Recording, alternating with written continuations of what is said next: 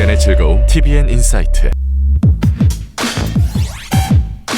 2019년 대한민국의 초대형 마약 게이트가 열린 건 지난 1월 28일. 당시 강남에서 가장 핫했던 클럽 버닝썬에서 비롯됐습니다.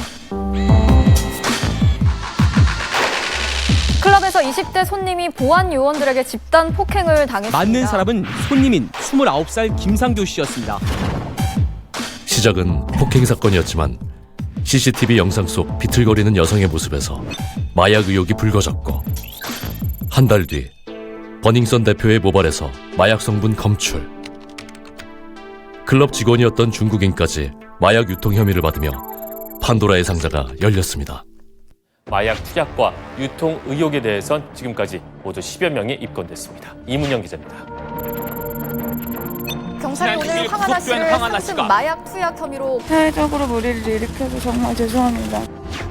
재벌 3세를 비롯해 저를 지켜주신 국민 여러분들에게 죄송하다는 말씀 드리고 싶습니다.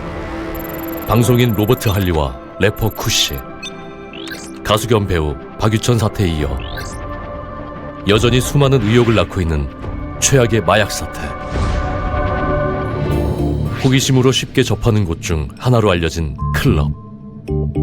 현장에서 검거되는 피자들도 보면은 클럽이나 하우스 파티를 하면서 놀면서 흥을 좀 더 업시키기 위해서 GHB나 기타 마약을 유흥을 즐기다가 이런 신기한 게 있다더라 한 번쯤 호기심으로 시작을 하게 되는 게 대부분의 경위입니다. 저도 현실적으로 체감했던 게 클럽이 어떤 금기가 없는 느낌입니다. 그 안에 들어오면 무엇을 해도 통용된다라는 어떤 자신감이 딱 흐르는 것 같아요. 클럽 안에서 많이 유통됐던 것 중에 하나가 저는 GHB로 기억을 하고 있습니다. 네. 일명 물뽕이라 불리는 신종마약 GHB. 클럽에서 흔하게 유통될 뿐만 아니라 특히 성범죄의 수단으로 악용되고 있는 위험한 마약. GHB의 약물 효과의 가장 큰 특징은 아주 빠른 시간 안에 의식을 상실한다는 거예요. 문제는 그 이후에 기억을 잘 하지 못하는 특이성이 있는 그런 마약이다. 그러다 보니까 본인이 어떤 피해에 노출됐는지 알지 못해서 신고를 못하는. 그 맛은 좀 짠맛이 나고요. 술이나 주스에 타면은 모르고 마셨을 때는 분간할 수도 없고. 극악무도한 물뽕의 정체는 무엇일까? 물뽕의 정식 명칭은 감마 하이드록시낙산, 줄여서 GHB라 부릅니다. 1964년 프랑스 외과 의사 앙리 라보리가 개발한 GHB는 갑자기 잠에 빠지는 질환인 기면증 환자들을 위한 치료제였고, 그걸 깨울 때 쓰는 약이라 조금 먹으면 반짝하고 기운이 나요. 양이 많아지면 의식을 잃게 됩니다. 운동선수들의 체력 증진용으로 쓰이기도 했습니다. 하지만 GHB는 이제 미국에서 남용되기 시작하면서 게이트 강간약으로 많이 사용이 되는, 남용되는 약물들이거든요. 그러니까 이제 미국에서는 그걸 예방하기 위해서 강간약 성분이 있는지를 검사를 할 수도 있는 그런 키트도 개발이 돼 있고, 근데 부모들이 이제 갈 때도 항상 자기 잔을 갖고 가서 그런 교육도 시키고 하고 있죠.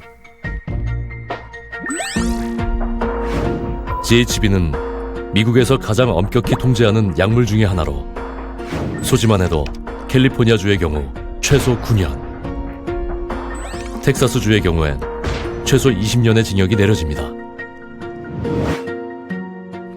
미국에서 성폭력 범죄에 주로 사용되는 신종마약 GHB, 일명 물뽕이라는 게 국내에서 유통되고 있는 게 확인됐습니다.